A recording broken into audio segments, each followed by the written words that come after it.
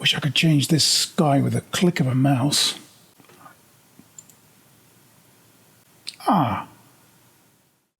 Now I'm going to show you how to do a sky replacement in Photoshop 2021.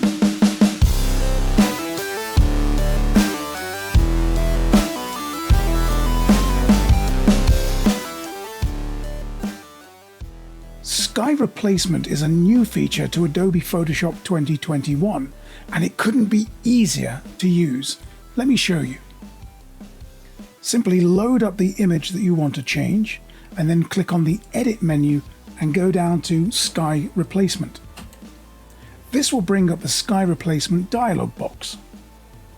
Instantly, you'll see that the sky has now been changed in your image with the image in the Sky Options box. Now, if you can't see any skies in this drop-down box, you will need to click on this small control icon here, the settings icon, and make sure that you choose Append Default Skies. And this will bring in all of the skies that come as a default with Adobe Photoshop. You also have the option to load your own skies. That's something we're going to be looking at later in this tutorial. I'm going to choose a different sky from this drop-down here. I'm just going to look for one which I feel is appropriate for this image. As you can see, there's an image here which is rather stormy. Within seconds of me clicking on it, the sky changes behind. Maybe I'll try this one. If I just move this out of the way, you can see that that is quite a stunning image. Let's have a look at the settings now so we can make this union between sky and land more believable. Now, if you can't see the changes to the sky, ensure that you have preview enabled, because without it, it'll just go back to your original image. So I'll recheck that now. You can control the tolerances for your sky by using the Shift Edge slider and the Fade Edge slider.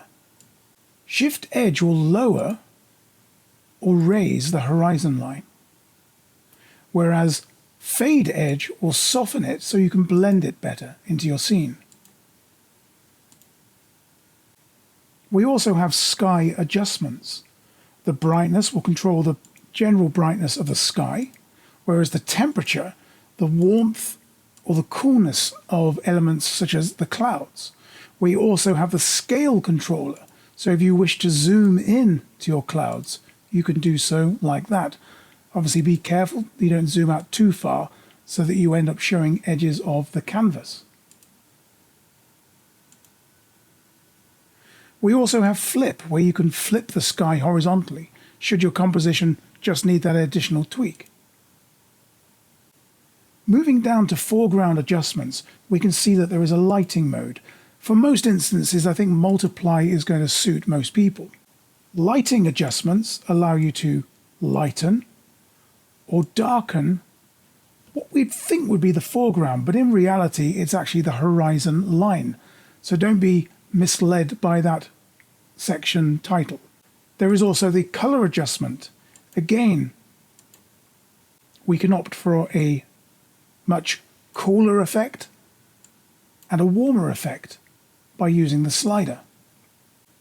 Once we're happy with the resulting image, we can click on OK to commit to these changes. But before we do so, I think it's worth just making sure that you have new layers selected and not duplicate layers.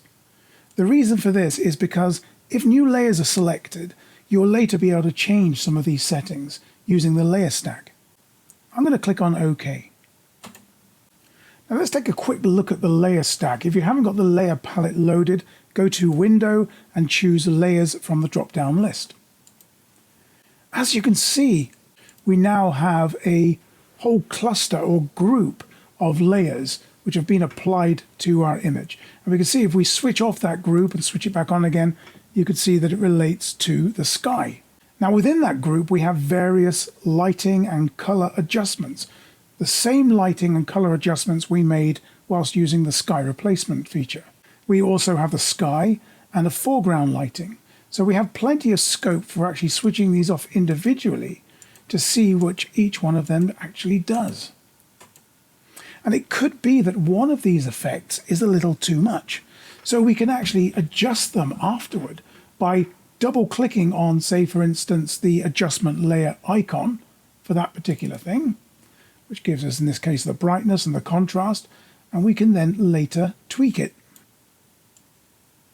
Going back to the layer stack away from properties, I think the best thing I can do here now is to actually delete everything that is being created with the sky replacement tool, because now we're going to try this again, but this time with our own sky image. So again, go to Edit and go to Sky Replacement. And in this case, just waiting for that to load, I'm going to click on the drop down and I'm going to go to this icon here.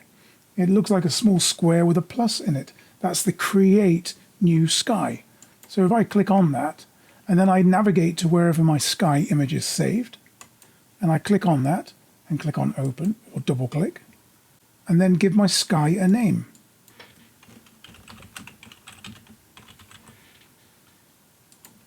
And there it is. It's appeared in the list and it's already been selected.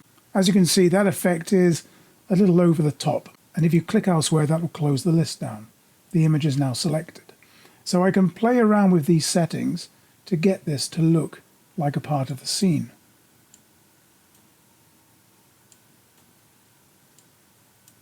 Perhaps shifting the edge up a little bit just to gently feather that in. The truth of the matter is there is no right or wrong way of doing this.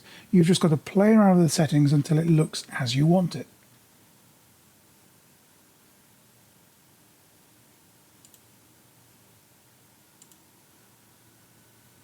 I could try playing around with the lighting adjustments for the foreground.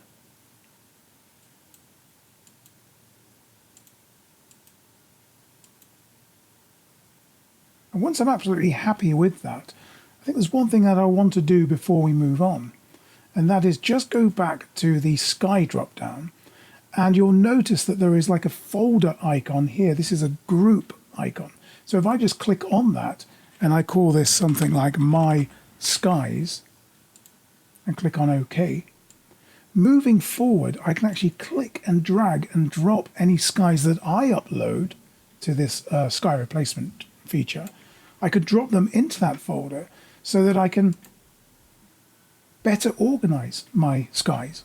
I could build up a very large collection of skies which I can use on any future project.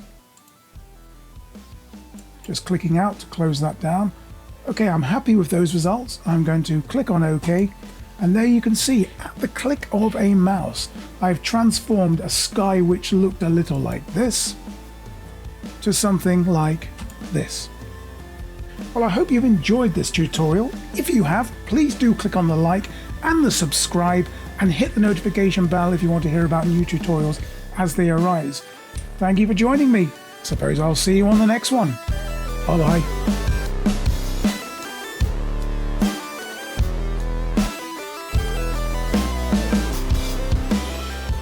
I don't know why there's no sun up in the sky, stormy weather.